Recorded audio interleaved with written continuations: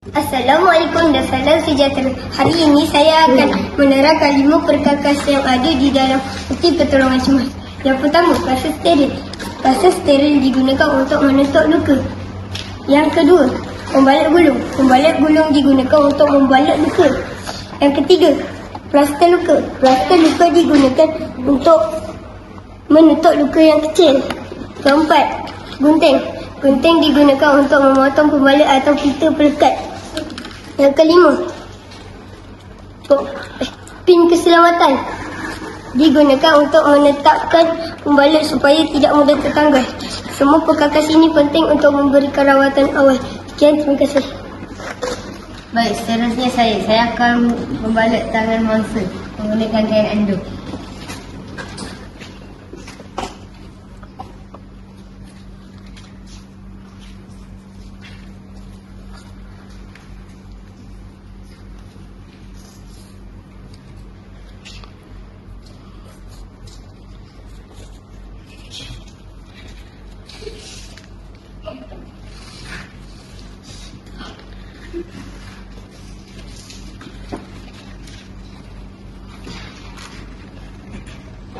Seterusnya saya akan membuat cara merawat luka dekat daun.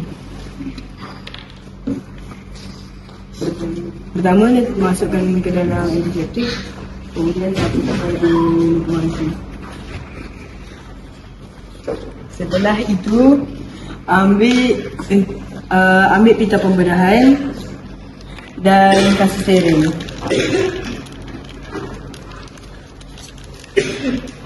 Selepas itu, tambahkan kasih steril kepada luka mangsa dan lekat dengan pita pembedahan. Dah jadi. Terakhir kali saya akan membuat anduk lengan.